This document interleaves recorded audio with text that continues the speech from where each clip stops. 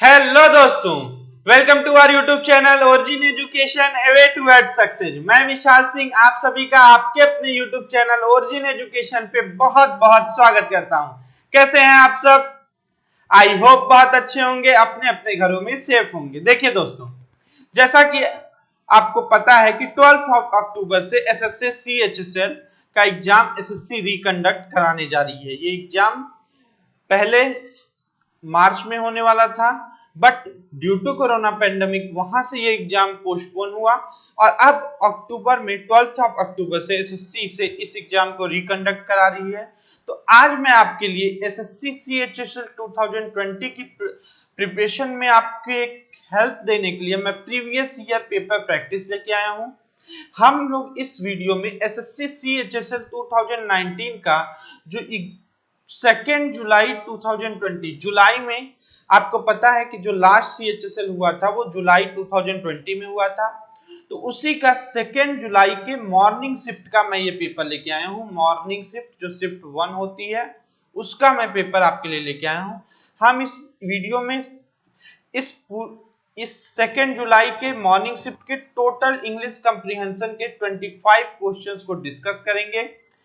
सारे क्वेश्चंस को डिस्कस करने के साथ हम ये समझने की कोशिश करेंगे कि आपका एग्जामिनेशन हॉल में पेपर को सॉल्व करने का अप्रोच क्या होना चाहिए, कैसे आप पेपर को अच्छे से सॉल्व करें और जो आपको टाइम एक आपने डिवाइड किया है उस टाइम में सॉल्व करें।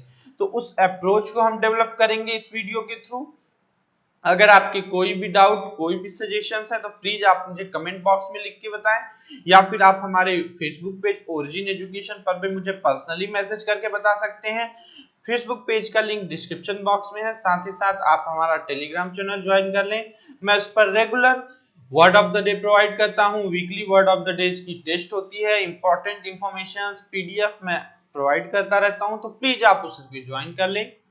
तो चलिए आज की वीडियो को शुरू करते हैं। आई होप आपको ये वीडियो बहुत अच्छी लगेगी। चलिए हम स्टार्ट करते हैं। देखिए, तो इंग्लिश कंप्रीहेंशन के क्वेश्चंस में देखिए, मैं आपको बता दूं कि हमें ये करना कैसे है। ये पेपर जो हम सॉल्व करने जा रहे हैं, इस पेपर को सॉल्व करने का हमारा क्या अप्रोच होगा। सबसे पहले मैं आपको क्वेश्चंस स्क्रीन पे आपके आएंगे, आप वीडियो को पॉज करके उस क्वेश्चन को खुद सॉल्व करने की कोशिश करेंगे, देन आप मेरे एक्सप्लेनेशंस को देखेंगे। ठीक है, तो ये आपका एक टेस्ट भी हो जाएगा और साथ के साथ आपकी अप्रोच भी मैं डेवलप करूंगा और पेपर की रिवाइज और प्रिपरेशन तो हम कर ही रहे हैं। तो नाउ चलिए शुरू करते हैं दोस्तों। देखिए, जो हमारा पहला क्वेश्चन है वो है, आप टेलीग्राम चैनल पर ज्वाइन कर सकते हैं, आप हमारे फेसबुक पेज पे जुड़ सकते हैं। देखिए, हाँ, फर्स्ट क्वेश्चन हमारा है, select the most appropriate option to substitute the underlined segment in the given sentence। एक सेंटेंस दिया गया है, इसमें जो अंडरलाइंड सेगमेंट है आपको उसके लिए मोस्ट अप्रोप्रिएट ऑप्शन चुनना है जो इसको सब्स्टिट्यूट कर पाए। सब्स्टिट्यूट करने का मतलब इसकी जगह आप उसे रखेंगे, इसको हटा देंगे और इसकी जगह इन ऑप्शंस में से कोई एक ऑप्शन रखेंगे। ठीक है दोस्तों, now if there is no need to substitute it, अगर आपको लगता है कि इसे हटाने की कोई जरूरत नहीं है, यही करेक्ट है, तो आप नो इंप्रूवमेंट का ऑप्शन चुनेंगे। जब आपको लगता है कि नहीं, यहाँ पे किसी भी तरह के इंप्रूवमेंट की जरूरत नहीं है, ये बिल्कुल सही है, तो आप ऑप्शन 1 नो इंप्रूवमेंट को चूज करेंगे। अदरवाइज आपको जो भी इन 3 ऑप्शंस में से करेक्ट लगता है आप उस ऑप्शन को चूज करेंगे। तो प्लीज एक बार वीडियो को पॉज करिए और जरा बताइए कि इस सेंटेंस जो कि है, oh what a lovely necklace you need no buy such an expensive gift, इसमें क्या एरर है बताइए तो दोस्तों। नाउ देखिए दोस्तों, ये जो सेंटेंस है आप जरा सा ध्यान से देखिए, यहाँ पे ये सेंटेंस क्या है, exclamatory, oh what a lovely necklace, और इसके बाद यहाँ पे सेंटेंस जो है वो है, you need no buy such an expensive gift. No buy को, एक बात आप समझिए कि नीड नो बाई तो इनकरेक्ट है ही। क्यों? क्योंकि ये तो किसी फॉर्म में ही नहीं है। हमें क्या है, इसकी मीनिंग क्या है कि तुम्हें खरीदने की जरूरत है नहीं, ये बात पास्ट की हो रही है कि तुमने खरीद तो लिया बट तुम्हें इतना एक्सपेंसिव गिफ्ट खरीदने की जरूरत नहीं थी, पास्ट टाइम। तो एक बात तो यहाँ पे पहला ऑप्शन तो पहले ही इनकरेक्ट है, बिकॉज यहाँ पे प्रेजेंट की तो बात ही नहीं हो रही है। सेकंड, ये देखिए आप फोर्थ ऑप्शन, इसमें है did not need to buying. आप हमेशा याद रखेंगे टू के बाद हमेशा वर्ब की फर्स्ट फॉर्म यूज होती है। कौन सी फॉर्म यूज होती है टू के बाद?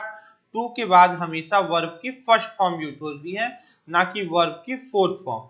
वर्ब की फोर्थ फॉर्म हमेशा प्रीपोजिशन के बाद तो आती है, बट टू के बाद नहीं आती, ठीक है। हमेशा ये जो टू के बाद V1 है, इसे हम इंफिनिटिव बोलते हैं। क्या बोलते हैं ग्रामर में? इंफिनिटिव।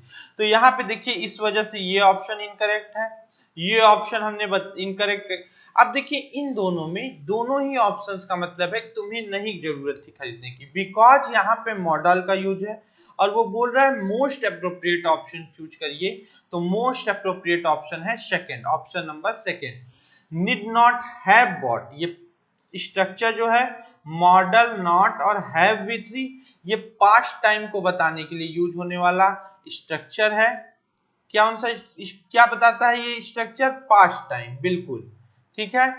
और इसमें जो हमारा करेक्ट ऑप्शन है वो ये है कि need not have bought, because ये जो नीड मोडाल लगा है उसके साथ हम पास्ट टाइम बताने के लिए, यही उसे जरूरत है नहीं तुम्हें। ऐसा हम बोलते हैं ना जनरली कि आपको इतना महंगा गिफ्ट खरीदने की कोई जरूरत नहीं थी पास्ट में, और बिकॉज पास्ट टाइम, तो पास्ट टाइम के लिए ये स्ट्रक्चर यूज होगा, नीड नॉट हैव विद। ठीक है दोस्तों, चलिए अब जरा सा हम नेक्स्ट क्वेश्चन देख लेते हैं। Now select the most appropriate meaning of the given idiom. यहाँ पे आपको क्या किया है, एक इडियम दिया गया है, आपको 4 ऑप्शन दिए गए हैं और आपको एक करेक्ट इडियम की मीनिंग, जो ये इनमें से कौन सी मीनिंग करेक्ट है आपको चूज करनी है। तो चलिए देखिए, तो throw in the towel, throw in the towel का क्या मीनिंग होता है दोस्तों? देखिए, जैसा आप जानते हैं, आप अगर बॉक्सिंग वगैरह देखते होंगे तो उसमें आप देखते हैं कि जो उसमें बॉक्सर होता है, जब उसे लगता है कि अब मैं नहीं लड़ पाऊंगा, अब मुझे अपनी जो डिफीट है वो एक्सेप्ट कर लेनी चाहिए, तो वो क्या करता है, वो टॉवेल को थ्रो करता है। तो थ्रो इन द टॉवेल का मतलब होता है बिल्कुल एडमिट डिफीट। क्या होता है? Admit defeat. अपनी हार जब आप मान लेते हैं तो वो होता है throw in the towel. Think of a solution, बिल्कुल इनकरेक्ट है। फेस द सिचुएशन, बिल्कुल। ड्रॉप समथिंग भी नहीं। सही मीनिंग क्या है दोस्तों? एडमिट डिफीट, हार मान लेना, थ्रो इन द टॉवेल। चलिए नेक्स्ट क्वेश्चन देखिए जरा। नेक्स्ट क्वेश्चन है दोस्तों, फिर वही आपको फिर इंप्रूव करना है ये जो अंडरलाइन पार्ट है इसे, और इसके लिए अगर आपको लगता है कि यही करेक्ट है तो आप क्या करेंगे, आप नो इंप्रूवमेंट का ऑप्शन चूज करेंगे। तो चलिए जरा सेंटेंस पढ़ते हैं। I have never to have another show experience as I had in Puri during cyclone Fani। यहाँ पे जो सेंटेंस है उसका मीनिंग मैं आपको थोड़ा सा थीम समझाने की कोशिश करता हूँ कि जो साइक्लोन फैनी के पीरियड में, साइक्लोन फैनी के दौरान पूरी में मैंने जो भी एक्सपीरियंसेस लिए, मुझे ऐसा I hope never to have another dash experience. अब बताइए यहाँ पे आप इसको ब्रेक करके देखिए, एज को देखिए आप जैसा, और इसे देखिए, तो आपके लिए ये बहुत इजी हो जाएगा। ठीक है, क्या मैं बोला? देखिए यहाँ पे आप एक लाइन करिए, अब आप देखिए I hope never to have another dash experience. अब बताइए same experience as, such experience as ये तो एज एक्सपीरियंस एज जैसी कोई चीज होती नहीं है। देखिए यहाँ पे क्या यूज होगा, सच एक्सपीरियंस। सेम एक्सपीरियंस, फैनी का ही एक्सपीरियंस हर जगह मिले ये तो जरूरी नहीं है, लेकिन इस लेवल का एक्सपीरियंस मुझे दोबारा ना हो, मैं ऐसा होप करता हूं। I hope never to have another such experience, इस टाइप का एक्सपीरियंस मुझे ना हो as I had in Puri during cyclone Fani. ठीक है बेटे दोस्तों, तो यहाँ पे कौन सा ऑप्शन करेक्ट है हमारा? Third option. इसको हम इंप्रूव करेंगे थर्ड से, सच एक्सपीरियंस एज, ये इनकरेक्ट है, यहाँ पे होगा सच एक्सपीरियंस एज। ओके दोस्तों, नाउ जैसा नेक्स्ट क्वेश्चन देखते हैं। चलिए नाउ, हाँ, select the most appropriate synonym of the given word. क्या वर्ड है? हिंट। हिंड का आपको सिनोनिम बताना है, बताइए। चलिए देखिए, हिंड का मतलब होता है जो आपका रियर या बैक, जो आपका रियर या बैक होता है ना, उसे हिंड कहते हैं। आपने सुना होगा एनिमल्स की हिंड लेग्स। एनिमल में क्या हम बोलते हैं, हम बैक लेग्स नहीं बोलते, हम बोलते हैं हिंड लेग्स। तो इसका मतलब होता है पिछला, अगर हिंदी मीनिंग में बोलूं तो पिछला। इंग्लिश में आप समझिए बैक या रियर। तो यहाँ पे फर्स्ट इनकरेक्ट, फ्रंट नहीं, ये तो एंटोनिम है। नियर भी नहीं, करेक्ट आंसर क्या है, रियर। रियर का मतलब होता है पिछला, ठीक है।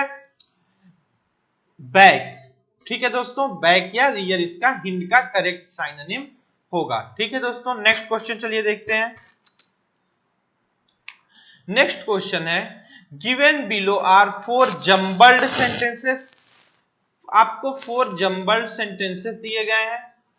Out of the given options pick the one that gives their correct order. अब आपको इन ऑप्शंस में से कोई ऐसा ऑप्शन चूज करना है जो इनका करेक्ट ऑर्डर देता हो। देखिए PQRS जब मैं आपको अलग से पढ़ाऊंगा चैनल पे, तो मैं आपको इसके लिए बहुत ही डिटेल्ड अप्रोच आपके साथ डिस्कस करूंगा और बहुत सारी प्रैक्टिस भी हम इस पर करेंगे। बट अभी के लिए मैं आपको कुछ की पॉइंट्स बताता हूं कि कैसे हम PQRS को सॉल्व करते हैं या जम्बल्ड सेंटेंस को करेक्ट ऑर्डर में रखते हैं। देखिए सबसे पहले आपको सेंटेंस को पढ़ते टाइम ऑप्शंस को जरूर देखना है। देखिए आप ऑप्शंस से ज्यादा हेल्प लेंगे अगर आपको पेपर फास्टली करना है। तो अगर आपको पेपर गिवन टाइम ड्यूरेशन में करना है तो आप जो है वो पेपर में हमेशा जो ऑप्शंस हैं उनसे क्वेश्चंस को करने की कोशिश करेंगे। अब आप देखिए बी ऑप्शन में हमारे जो बिगिनिंग सेंटेंस या स्टार्टिंग सेंटेंस है वो कौन है, बी है, डी है और ए है। तो हमें ये पता चल गया कि सी तो स्टार्टिंग सेंटेंस कभी नहीं है। अब हम बी को जरा सा देख लेते हैं। Not all prisoners are hardcore criminals. Okay, एक बार हम डी को देखते हैं। देयरफॉर लर्निंग, देयरफॉर, अब बताइए आप, इसलिए, क्या ये स्टार्टिंग का सेंटेंस हो सकता है क्या, कभी नहीं। अगर ये स्टार्टिंग सेंटेंस नहीं हो सकता है देयरफॉर दोस्तों, तो हमारा कौन कौन सा ऑप्शन कट हुआ, डी ऑप्शन, ऑप्शन नंबर 3 जो कि डी से स्टार्ट है वो कट हो गया। देयरफॉर आप याद रखिएगा, देयरफॉर, बिकॉज, ऐसे वर्ड्स, सो, ऐसे वर्ड्स जनरली सेंटेंस को स्टार्ट नहीं करते हैं। पैसेज को स्टार्ट करने वाला सेंटेंस इंट्रोडक्टरी होना चाहिए, ठीक है दोस्तों। अच्छा अब नेक्स्ट देखिए, हमने सी कट कर लिया, डी, तो अब बी और ए। देखिए ए को पहले हम डील कर ले। मोस्ट ऑफ देम, देखिए एक प्रोनाउन यूज है देम। आप एक बात समझिए, जब भी कभी किसी प्रीपोजिशन में प्रोनाउन का, पैसेज में प्रोनाउन का यूज होता है तो प्रोनाउन किसके लिए यूज होता है, किसी ना किसी नाउन के लिए। और जब ये किसी ना किसी नाउन के लिए यूज होता है तो इसका नाउन पहले होना चाहिए। तो इस ये देम आखिर किसके लिए, अगर मैं बोलूं मोस्ट ऑफ देम तो आप पूछेंगे ना हु, किसकी बात कर रहे हैं आप। तो अब देखिए हमारा स्टार्टिंग सेंटेंस क्या होगा, बी, जो कि है not all prisoners are hardcore criminals. अब अगर ऑप्शन बी हमारा देखिए, बी स्टार्टिंग सेंटेंस है, तो बी किस किस ऑप्शन में, इस ऑप्शन में वन, ऑप्शन नंबर 1 और ऑप्शन नंबर 4, दो सेंटेंसेस में सिर्फ स्टार्टिंग सेंटेंस है बी। अब बी के बाद ऑप्शन 1 में है ए और बी के बाद ऑप्शन 4 में है डी। अब आप सोचिए, not all prisoners are hardcore criminals, therefore learning a trade would help them reintegrate with society, और most of them are in jail because of their circumstances. देखिए सिंपल सी बात है कि जब आपने कहा not all prisoners are hardcore criminals, तो अब आप इसी बात को एलोबरेट करेंगे कि मैं इसमें आगे क्या बताना चाहता हूं, और बिकॉज आप इसी बात को एलोबरेट करेंगे इसलिए हमारा करेक्ट ऑप्शन क्या होगा, not all prisoners are hardcore criminals, most of them are in jail because of their circumstances, और हमारा करेक्ट ऑप्शन क्या होगा 1। ये देखिए PQRS को अप्रोच करने का करेक्ट वे है। आपने पूरे सेंटेंस की मीनिंग निकाले, एक बार हिंदी मीनिंग और फिर इसको करेक्ट ऑर्डर में सेट करें। ये जो है ये करेक्ट अप्रोच नहीं होती है, ठीक है। ये करेक्ट अप्रोच नहीं। करेक्ट अप्रोच क्या है, आप ऑप्शन से हेल्प लेके सेंटेंसेस को सेट करें। ठीक है दोस्तों, सेंटेंसेस को सेट करें। ओके नाउ चलिए, आई होप आपने समझा होगा कि इसका करेक्ट ऑर्डर क्या है, BACD। अब मैं जरा आपको इस सेंटेंस की मीनिंग, इनकी मीनिंग एक बार समझा देता हूं। क्या मीनिंग है, not all prisoners are hardcore criminal. सारे जो प्रिजनर्स होते हैं वो जरूरी नहीं कि एक्सट्रीम लेवल के क्रिमिनल ही हो, बहुत बड़े अपराधी हो, नहीं। Most of them are in jail because of their circumstances. उसमें से मोस्टली जो पर्सन होते हैं, जो प्रिजनर्स होते हैं, उनमें ज्यादातर लोग जो होते हैं वो जेल में इसलिए होते हैं क्योंकि उनकी परिस्थितियों ने उन्हें उनके ऐसा कुछ गलत करने, ऐसी कोई गिल्टी का वर्क, ऐसा कुछ इलीगल करने के लिए उनको क्या कर दिया होता है, उनको मजबूर कर दिया होता है। देखिए BA के बाद क्या होगा, C क्या है, so they deserve a chance to rehabilitate themselves. इसलिए उन्हें एक मौका दिया जाना चाहिए कि वो क्या कर सके, खुद को रिहेबिलिटेट कर सके, एक पुनः अपना जो स्थापना है वो कर सके, अपने आप का एक नया एक रिनोवेशन कर सके।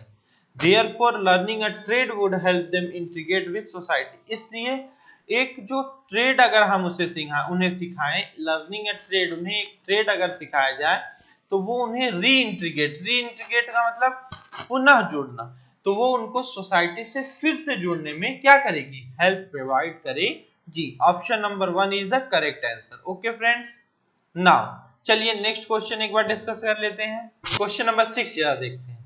क्वेश्चन नंबर 6 हमारा है, select the word which means the same as the group of words given. सीधी सीधी बात है कि यहाँ पे वन वर्ड सब्स्टिट्यूशन करना है। इस पूरे सेंटेंस के लिए कोई एक वर्ड आपको इसमें से चूज करना है। तो चलिए जरा समझते हैं क्या है। A group of singers in a church. एक चर्च में जो ग्रुप ऑफ सिंगर होता है उसे क्या बोलते हैं, ग्रुप ऑफ सिंगर्स को क्या बोलते हैं। तो देखिए, जो किसी प्रोग्राम वगैरह में सबको इंट्रोड्यूस करते हैं। ट्रूप एक घुड़सवार सेना जिसे कैवेलरी फोर्स कहते हैं, उसे ट्रूप कहते हैं। बैंड क्या होता है, ये भी एक ग्रुप ही होता है, बट ग्रुप ऑफ म्यूजिशियंस होता है, ये म्यूजिक देते हैं, सिंगिंग नहीं करते, म्यूजिक। बट क्वेयर क्या होता है, a group of singers in a church is queer. Now next question देखिए नेक्स्ट क्वेश्चन हमारा है, select the most appropriate synonym of the given word. हमें इस वर्ड का साइनोनिम बताना है। वर्ड क्या है, इन्यूएंडो। ये जो वर्ड है इन्यूएंडो, इसका साइनोनिम क्या होगा, वेरिफिकेशन। वेरिफिकेशन मींस क्या होता है, किसी चीज को वेरीफाई। अच्छा, साइनोनिम मींस आई होप सबको पता होगा। साइनोनिम का मतलब इस वर्ड के सिमिलर मीनिंग, जो इस वर्ड की मीनिंग है ऐसी ही मीनिंग जिस वर्ड की होगी उसे इसका सिनोनिम बोलेंगे। एंटोनिम, इस वर्ड की जो मीनिंग है उस इसके सेम अपोजिट जो वर्ड की मीनिंग होगी उसे एंटोनिम बोलेंगे। इस वर्ड की मीनिंग जो है और जिस वर्ड की मीनिंग इसके बिल्कुल अपोजिट, एकदम उल्टा होगी। जैसे डे तो नाइट, डे का मतलब दिन, नाइट का मतलब रात, तो डे और नाइट एक दूसरे के एंटोनिम है। ठीक है दोस्तों, नाउ देखिए तो जरा इन्यूएंडो का मीनिंग पहले हम लोग समझ लेते हैं। इन्यूएंडो का मीनिंग होता है जब आप कोई बात इस वे में कहें कि वो उतनी ज्यादा हार्श या उतना ज्यादा सामने वाले को बुरा ना लगे, तो वो तरीका जो बोलने का होता है उसे इन्यूएंडो कहते हैं। इन्यूएंडो का मतलब होता है दोस्तों कि इनडायरेक्ट वे में कोई बात बोलना, not in direct way but indirect way में। हाँ, अच्छा, वेरिफिकेशन का मतलब किसी चीज को वेरीफाई करना। प्रूफ या एविडेंस सिमिलर वर्ड है, साइनोनिम से एक दूसरे के। किसी भी चीज, किसी भी फैक्ट के लिए जब आप कोई डॉक्यूमेंट प्रूव करते हैं कि मेरा फैक्ट करेक्ट है तो उसे प्रूफ या एविडेंस कहते हैं। ये देखिए इम्प्लीकेशन क्या है, देखिए इम्प्लीकेशन की दो मीनिंग है। पहली मीनिंग आती है किसी चीज का इम्प्लीकेशन उसका रिजल्ट होगा। ठीक है, जैसे आप बोलते हैं कि इसके बैड इंप्लीकेशंस होंगे। बैड मतलब क्या, इसका जो रिजल्ट होगा वो बहुत ही बुरा होगा, बैड होगा। एक और इंप्लीकेशन की मीनिंग होती है जब हम कोई बात को इनडायरेक्ट वे में बोलते हैं, कुछ चीजें हम इंप्लाई कर लेते हैं। क्या कर लेते हैं, इंप्लाई, तो इसको भी हम इंप्लीकेशन ही बोलते हैं। तो इसलिए इन्यूएंडो का भी मीनिंग होता है इनडायरेक्ट वे में कोई बात बोलना, कुछ बातें छुपा लेना, और इम्प्लीकेशन का भी वही मीनिंग होता है कि इनडायरेक्ट वे में कोई बात बोलना। ठीक है, to say something in an indirect manner. Oh now देखिए नेक्स्ट क्वेश्चन जरा देखिए। नेक्स्ट क्वेश्चन है select the wrongly spelled word. बहुत ही इजी 4 ऑप्शन दिए हैं, चलिए बताइए क्या होगा करेक्ट आंसर इसका। देखिए जो हमारा एश्योर है वो बिल्कुल करेक्ट है, ASSURE। एश्योर का मीनिंग क्या होता है? एश्योर का मतलब होता है किसी बात के लिए प्रॉमिस करना किसी को कि हाँ मैं ऐसा करूंगा, एश्योर होता है एश्योर करना। जैसे आप किसी को अगर एश्योर करते हैं तो आप उसे प्रॉमिस कर रहे हैं कि मैं ऐसा करूंगा। एश्योरेडली क्या होता है? देखिए एश्योरेडली का मतलब होता है एश्योर का ही ये एक एडवर्ब है। क्या है? एडवर्ब। ठीक है, ये वर्ब को मॉडिफाई करने का काम करता है। ठीक है, एश्योरेबल का क्या मीनिंग होता है? एश्योरेबल एश्योर का ही एडजेक्टिव है। ओके, एश्योरेबल फैक्ट, तो इस फैक्ट को हम लोग एश्योर कर सकते हैं। बट देखिए ये तीनों की स्पेलिंग करेक्ट है, ASSURE assure, ASSUREDLY assuredly, ASSURABLE assurable. But ये जो एश्योरेंस है इसकी स्पेलिंग ये नहीं होती, यहाँ पे ये जो ई है ये रॉन्ग है, इसकी जगह ए होता है, ASSURANCE। एश्योरेंस नाउन है एश्योर का, एश्योर का नाउन है एश्योरेंस। ठीक है, नाउन। इस यहाँ पे ई नहीं होता, ई की जगह क्या होता है? ए होता है, ए। तो ASSURANCE एश्योरेंस जो है वो करेक्ट आंसर है। ASSURANCE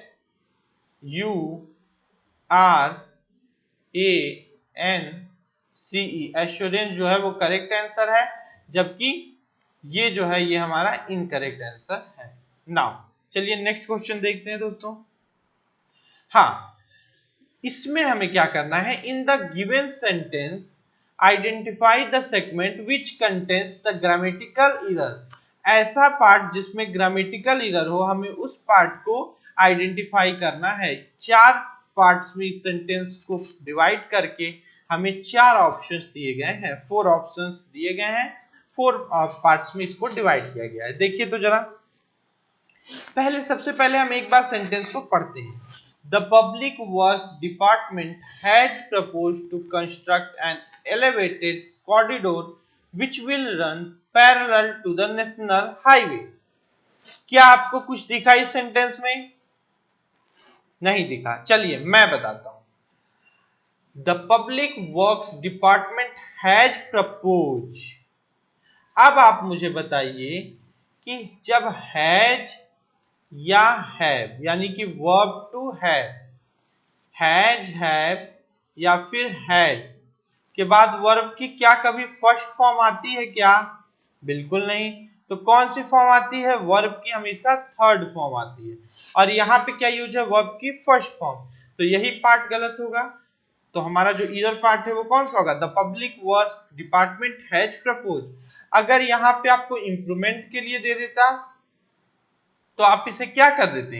इसे प्रपोज्ड कर देते, यहाँ पे डी ऐड कर देते और आपका सेंटेंस बिल्कुल करेक्ट हो जाता। ठीक है दोस्तों, तो आपको पता चला कि इसका मीनिंग क्या है? इसका मीनिंग है कि पब्लिक वर्क्स डिपार्टमेंट जो PWD है उसने एक प्रपोजल दिया है कि वो एक एलिवेटेड, एक बहुत ही स्प्लेंडिड शानदार कॉरिडोर बनाएंगे जो नेशनल हाईवे के पैरेलल होगा। नाउ चलिए नेक्स्ट क्वेश्चन देखिए। इसमें क्या करना है? क्वेश्चन नंबर 10 में आपको select the most appropriate word to fill in the blank. ये जो ब्लैंक दिया है इसमें आपको एक एप्रोप्रिएट वर्ड इसमें से चूज करके फिल करना है। एक बार आप सारे इस सेंटेंस को जरा एक बार रीड करिए। इन spite of being in and dash family he chose to fight all odds and emerged as a notable statesman। देखिए नोटेबल मीन्स अगर आपको नहीं पता हो तो मैं बता दूं, पावरफुल पर्सन को नोटेबल बोलते हैं। ठीक है, इंपॉर्टेंट ऐसे पर्सन जो इंपॉर्टेंट और पावरफुल होते हैं उन्हें नोटेबल बोलते हैं। स्टेट्समैन का मतलब होता है एक बहुत ही famous experienced male politician statesman कहलाता है। मैन, स्टेट्समैन क्यों?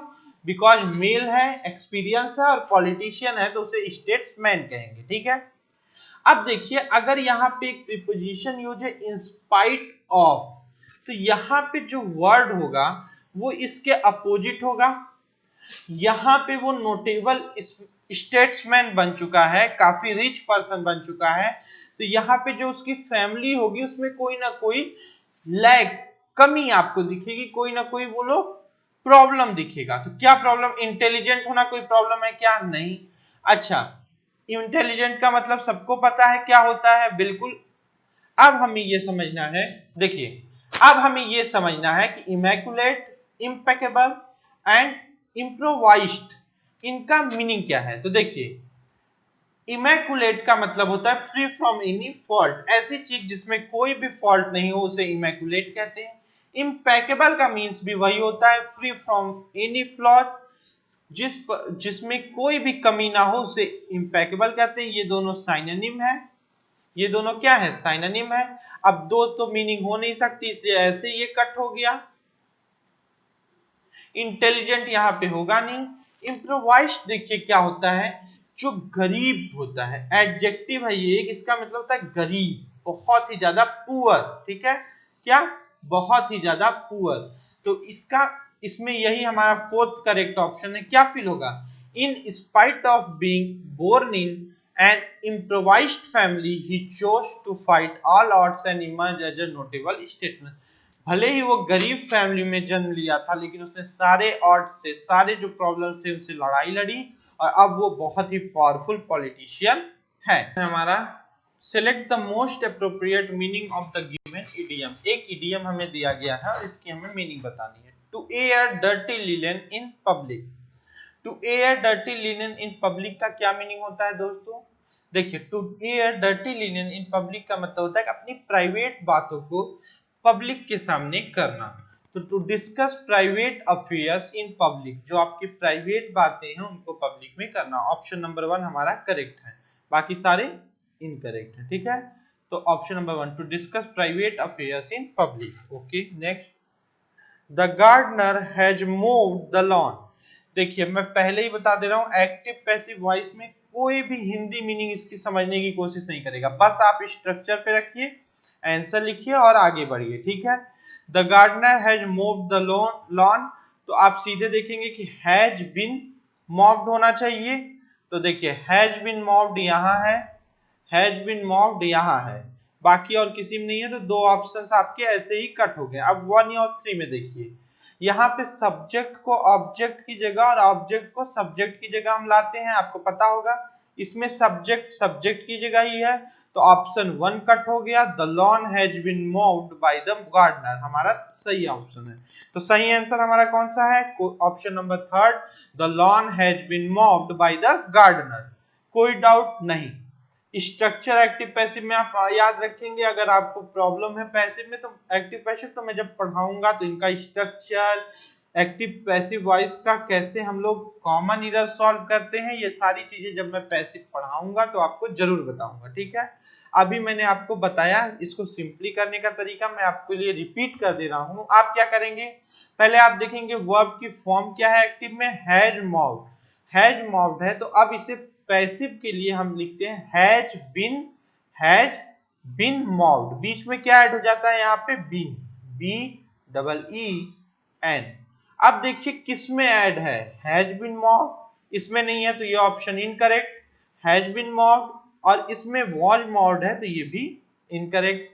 अब इनमें क्या होता है, एक्टिव से पैसिव जब हम कन्वर्ट करते हैं तो सब्जेक्ट हमारा ऑब्जेक्ट की जगह चला जाता है और ऑब्जेक्ट हमारा सब्जेक्ट के प्लेस पे आ जाता है।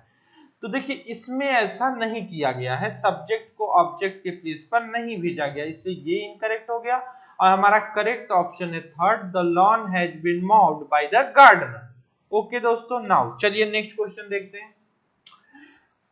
मोस्ट अप्रोप्रिएट एंटोनिम, यहां देखिए अपोजिट वर्ड बताना है एक्सोटिक का। देखिए एक्सोटिक क्या होता है, एक्सोटिक मतलब होता है something which is unusual. Unusual का मतलब असामान्य, वो सामान्य चीज नहीं है, असामान्य है। एक्स्ट्रा ऑर्डिनरी चीजों को एक्सोटिक बोलते हैं, ठीक है, अनयूजुअल।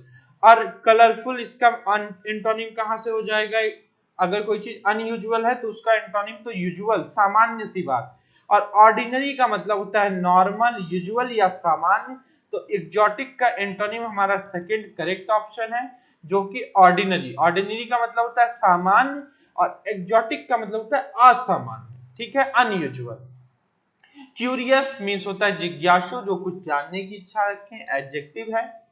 एलियन, एलियन का मतलब होता है फॉरेनर, जो फॉरेन कंट्री, फॉरेन प्लेनेट से बिलोंग करता है उसे एलियन कहते हैं, ठीक है दोस्तों। तो यहाँ पे असामान्य, अनयूजुअल, एग्जॉटिक का मीनिंग होता है, जबकि ऑर्डिनरी का मतलब होता है नॉर्मल या यूजुअल, सामान्य। नेक्स्ट क्वेश्चन देखिए, चलिए। नेक्स्ट क्वेश्चन है हमारा, select the wrongly spelled word. क्या वर्ड है? देखिए वर्ड हमारा है, sorry, berry. Berry, BERRY, berry बिल्कुल करेक्ट है, जैसे स्ट्रॉबेरी वगैरह में बेरी होती है ना, वही। बैरन, BARREN, बैरन भी करेक्ट है। बैरन का मतलब होता है इनफर्टाइल, उपजाऊ, अनप्रोडक्टिव जो होता है।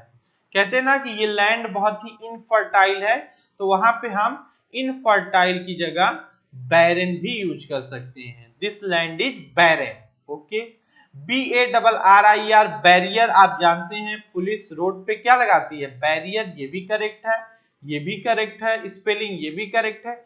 बट ये देखिए BERREL, बेरेल नहीं, यहाँ पे ई की जगह ए होता है, बैरल। बैरल क्या होता है? BA, देखिए मैं लिख दे रहा हूं, BARREL, बैरल का मतलब होता है अ लार्ज कंटेनर। क्या होता है? Large container.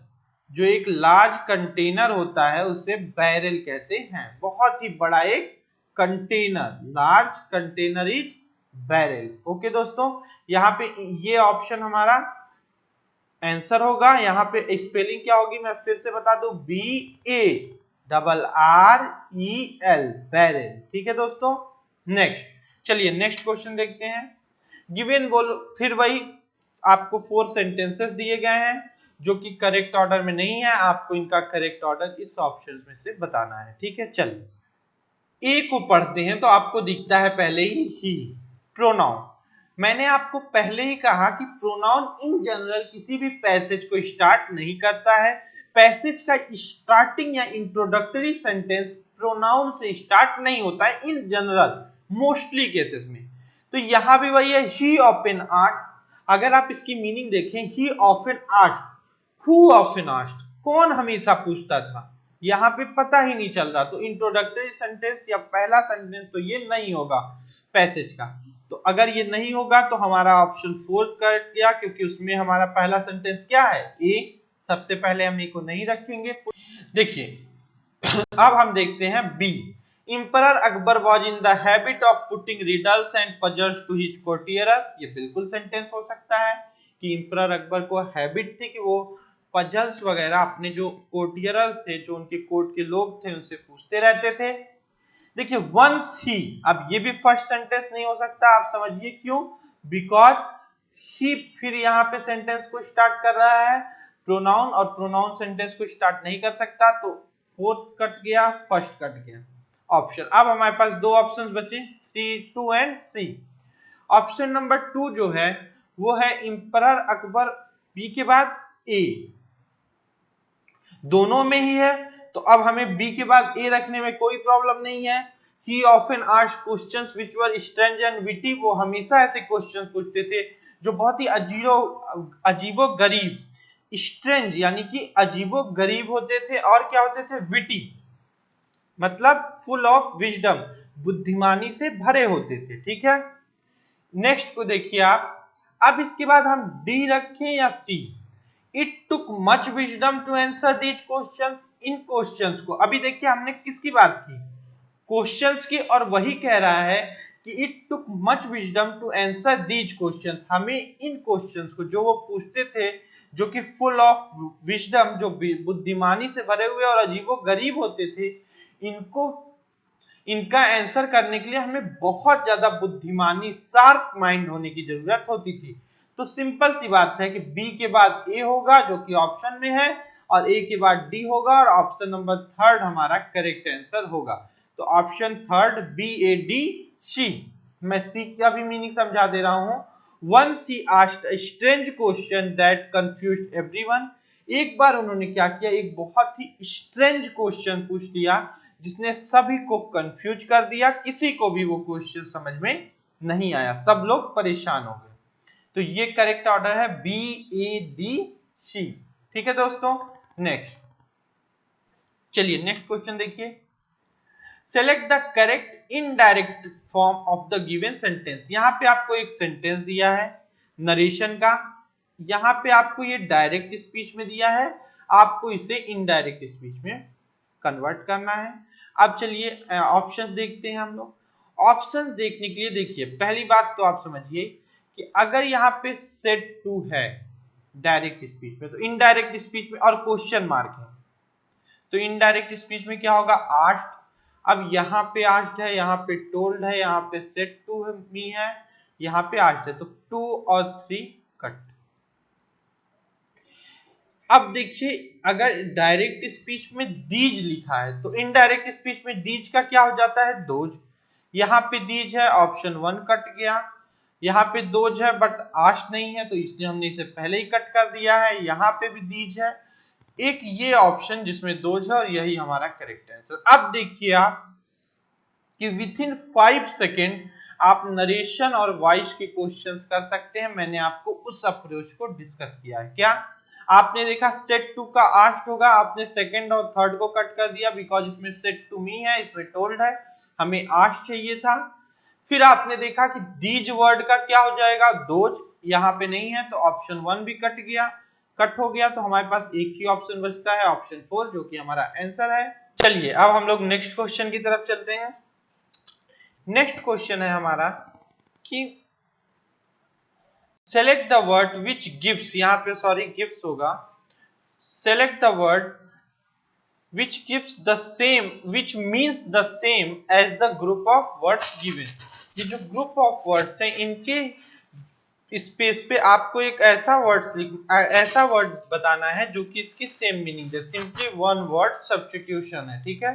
इस सेंटेंस के लिए आपको एक वर्ड बताना है, one who does not tyre easily, जो एक ऐसा व्यक्ति, एक ऐसा पर्सन जो जल्दी टायर्ड नहीं होता है, जल्दी थकता नहीं है, ऐसे पर्सन को क्या बोलते हैं, इनडिफैटिगेबल। इनडिफैटिगेबल ऐसे पर्सन को बोलते हैं, one who does not tyre easily, जो जल्दी नहीं थकता है, उसे इनडिफैटिगेबल बोलते हैं, ठीक है।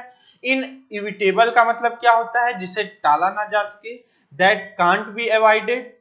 इनफेलिएबल का मतलब क्या होता है, समवन और something that is never wrong is infallible. एक ऐसी चीज जो कभी रॉन्ग होती ही नहीं है, उसे इनफेलिएबल बोलते हैं। इनडेलीबल क्या होता है, जिसे भूला ना जा सके, उसे हम बोलते हैं इनडेलीबल। ओके, नाउ नेक्स्ट देखिए, नंबर 18 हमारा क्या है, select the most appropriate antonym of the given word. Succinct का हमें एंटोनिम बताना है। देखिए सक्सिंट मतलब होता है कि फैक्ट्स और आइडियाज को क्लियरली बट फ्यू वर्ड्स में एक्सप्रेस करना सक्सिंट कहलाता है। सक्सिंट की मीनिंग क्या होती है, आइडियाज को या फैक्ट्स को क्लियरली बट फ्यू वर्ड्स में जब हम डिस्क्राइब करते हैं तो उसे हम सक्सिंट बोलते हैं, ठीक है। सक्सिंट का एंटोनिम क्या होगा, लेंदी। यहां पे क्या, फ्यू वर्ड्स में, छोटे में, यहां पे बड़े में, लेंदी वे में बोलना। कर्ट और टर्स का मतलब होता है अनफ्रेंडली एक्सप्रेशन। जब आप किसी से रूडली बात करते हैं तो उसे टर्स या कर्ट बोलते हैं। पिथी जो होता है वो सक्सिंट का ही साइनोनिम है, मतलब इसका मीन्स होता है ब्रीफली बट क्लियरली किसी बात को बोलना। सक्सिंट, pithy are synonyms but lengthy is its antonym। okay, now question 19, select the most appropriate word to fill in the blank। आपको इस ब्लैंक में फिल करने के लिए इन ऑप्शंस में से मोस्ट अप्रोप्रिएट ऑप्शन को चूज करना है। चलिए सेंटेंस पढ़ते हैं। People's will and determination can help them dash most of the challenges of life। कह रहा है पीपल का विल और डिटर्मिनेशन उसे हेल्प करता है क्या करने में, most of challenges of life, life की जो मोस्ट ऑफ चैलेंजेस है उन्हें करने में क्या क्या करने में हेल्प करता है। देखिए पहले तो आप ओवरव्यू समझिए, ओवरव्यू का मतलब जनरल डिस्क्रिप्शन लेने में, दूर से देखने में। ओवरडू का मतलब चैलेंजेस को और ज्यादा रिपीट करके करने में, और ज्यादा रिगरसली करने में, मेहनत करने में। ओवर वैल्यू का मतलब चैलेंजेस को और हाई करके देखने में कि चैलेंजेस बहुत बड़े हैं। और लास्ट ओवरकम का मतलब होता है टू गेन और अचीव विक्ट्री ओवर, किसी चीज पर जीत पाने में। तो बिल्कुल आपका ऑप्शन 1 ही करेक्ट है कि लोगों का विल और डिटर्मिनेशन उन्हें हेल्प करता है जीत पाने में। किस पर विक्ट्री अचीव करने में, most of the challenges of life, life के मोस्ट ऑफ द चैलेंजेस पर जीत हासिल करने में मदद करता है विल और डिटर्मिनेशन, उनकी इच्छा शक्ति और उनका दृढ़ संकल्प। ठीक है, चलिए अब देखिए आपके सामने एक क्लोज टेस्ट है। ठीक है, एक बार आप पूरे क्लोज टेस्ट को पढ़ेंगे, फिर इसके बाद हम ऑप्शन वाइज सारे क्वेश्चंस को करेंगे। चलिए देखिए मैंने यहाँ पे भी वही क्लोज टेस्ट लिखा है, तो आप यहाँ पे भी पढ़ सकते हैं क्या है क्लोज टेस्ट। चलिए रीड करते हैं। Big Ben is the UK's most iconic symbol. Since 2017, the Elizabeth Tower and the bell inside have been dash renovation. The structure is 160 years old and dash regular maintenance. Dash many years people had been painting the hands and numbers dash the clock back. But last Thursday the workers dashed the clock's original color Prussian blue. चलिए देखिए, तो हमारा question number 20 जो है वो इसको हमें इस क्वेश्चन 1 इसमें फिल करना है। तो उससे पहले हमने एक बार पढ़ा, अब जरा सा आप एक एक सेंटेंस को डील करिए। Big Ben is the UK's most iconic symbol. Since 2017, the Elizabeth Tower and the bell inside have been dash renovation. देखिए डैश रिनोवेशन क्या, अंडरटेकिंग रिनोवेशन, उसने ही रिस्पॉन्सिबिलिटी ले ली है रिनोवेशन करने की। अंडरस्टैंडिंग रिनोवेशन, एलिजाबेथ टावर और जो बेल है वो रिनोवेशन को समझ रहा है। अंडरमाइनिंग का मतलब होता है किसी चीज को लेस स्ट्रॉन्ग करना, तो क्या रिनोवेशन को लेस स्ट्रॉन्ग किया जा रहा है? नहीं। अंडर गोइंग का मतलब होता है गुजरना, और इसके यही मीनिंग है कि एलिजाबेथ टावर और जो बेल उसके अंदर है वो रिनोवेशन से गुजर रहा है, उसका रिनोवेशन हो रहा है। ओके, तो अंडरगोइंग का मतलब एक्सपीरियंस और एंड्यूर, वो रिनोवेशन को खुद एक्सपीरियंस कर रहा है। नाउ नेक्स्ट क्वेश्चन देखिए।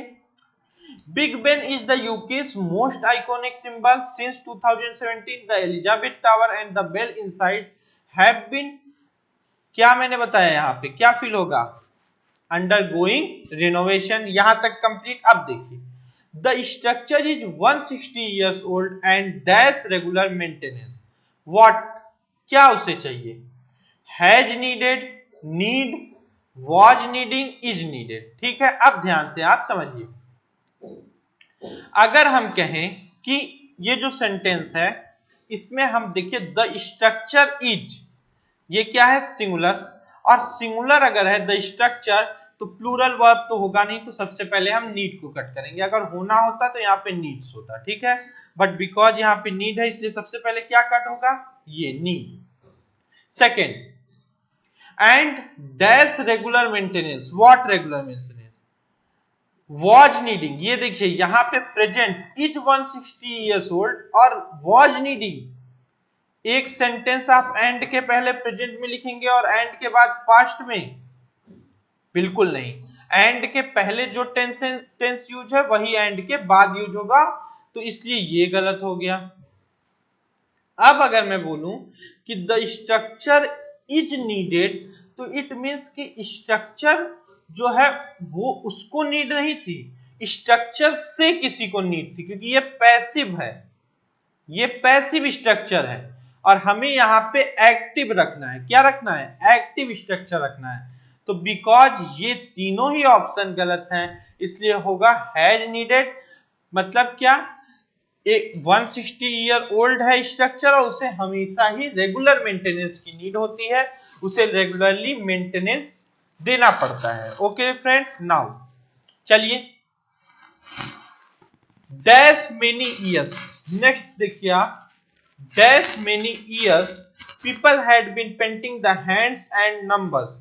देखिए ये तो सिंपल फ्रेज है, for many years, about many year, before many years, in many years नहीं होता है। For many years people had been painting the hands and number, जो पीपल है वो हैंड और नंबर को क्या कर रहे हैं, हैंड और नंबर को। नेक्स्ट देखिए आप, फोर्थ में क्या होगा हमारा, थर्ड में आपको पता चला फॉर मेनी ईयर्स एक फ्रेज है। ओके, यहाँ पे फॉर होगा आंसर करेक्ट। फोर्थ में हमारा होगा hands and numbers dash the clock, to the clock, at the clock, for the clock, off the clock. Off the clock मतलब क्या, जो क्लॉक का हैंड है और क्लॉक का नंबर है उसे वो लोग ब्लैक कलर से पेंट कर रहे थे फॉर मेनी ईयर्स। समझ में आया आपको बात? For many years people had been painting the hands and numbers of the clock black colour में। But last Thursday the workers के बाद देखिए क्या फील होगा, but last Thursday the workers dash the clock's original colour. अब बताइए वो क्या इन्वेंट करेंगे? क्या इन्वेंट, तो जब हम कोई चीज पहली बार एग्जिस्ट करे, जब हम लोग कोई चीज फर्स्ट टाइम क्रिएट करते हैं तो वो होता है इन्वेंट करना। क्लॉक 160 ईयर ओल्ड है तो सबसे पहले तो इसका कलर 160 ईयर बिफोर हुआ होगा, तो इन्वेंट जैसा होगा नहीं। कंसील का मतलब होता है छुपाना, टू हाइड, यहाँ पे छुपाने जैसा कोई मीनिंग नहीं है। देखिए इम्पार्ट भी नहीं है, क्योंकि इम्पार्ट का मतलब होता है पास करना, to pass through one to another, एक से दूसरे को पास करना इम्पार्ट कहलाता है। ये भी नहीं, असल में कह रहा है जो यहाँ पे असली मीनिंग है सेंटेंस की वो क्या है, राइट मीनिंग वो है कि लास्ट थर्सडे को वर्कर्स ने डिस्कवर कर लिया क्लॉक का ओरिजिनल कलर, जो 160 ईयर बिफोर किया गया कलर था वो कलर वर्कर्स ने क्या कर लिया, डिस्कवर कर लिया। और वो कलर क्या था, Prussian blue. Prussian blue colour से 160 ईयर बिफोर इस जो वॉल, इस क्लॉक की हैंड्स और जो नंबर है उनको कलर किया गया था। तो आई होप अब आपने समझा होगा कि यहाँ पे डिस्कवर होगा। ये देखिए ये हमने एक क्लोज टेस्ट किया, आई होप आपको सारे ऑप्शंस अच्छे से समझ में आ गए होंगे। नेक्स्ट क्वेश्चन जरा देख लीजिए, in the sentence identify the segment which contains grammatical error. बहुत ही अच्छा एक सेंटेंस मैंने लास्ट के लिए रखा है, बहुत ही प्यारा एक सेंटेंस है, जरा आप देखिए। I visited my friend to whom I had made an appointment. अब बताइए इसमें क्या एरर है, आई विजिटेड माई फ्रेंड और टू हुम और आई हैड मेड और एन अपॉइंटमेंट, ये 4 पार्ट्स में कहां पे एरर है? बिल्कुल आप अगर समझ पाए हैं तो समझिए एरर बी पार्ट में है, यानी 2 में एरर है। क्या एरर है? देखिए जब हम किसी पर्सन से अपॉइंटमेंट फिक्स किया है मैंने मेरे फ्रेंड से, तो I visited my friend with whom ना, टू क्यों? नहीं समझे आप? यहां पे टू हुम की जगह क्या होगा, विथ हुम। यहां पे प्रीपोजिशन का एक मिस्टेक है, यहां पे टू हुम ना हो के विथ हुम होगा। तो I visited my friend to whom I had made an appointment. I hope आपको ये बात क्लियर होगी कि मैं अपने एक दोस्त से मिला जिससे मैंने अपॉइंटमेंट लिया था मिलने का। ओके, आई होप आपको सारे ही क्वेश्चंस बहुत अच्छे से समझ में आए होंगे। फिर भी अगर आपको कोई डाउट है तो प्लीज आप मुझे कमेंट करके बताइए या फिर ओरिजिन एजुकेशन पे मैसेज करके बताइए, मैं आपके सारे डाउट्स को बिल्कुल क्लियर करूंगा। आप चाहें तो हमारे टेलीग्राम चैनल पे भी हमें ज्वाइन कर सकते हैं। और भी कोई आपकी सजेशन हो, कोई एडवाइस हो, कुछ आपको नीड हो, कोई रिक्वायरमेंट हो तो प्लीज आप मुझे मैसेज या कमेंट करके बताएं। Thank you so much and God bless you all.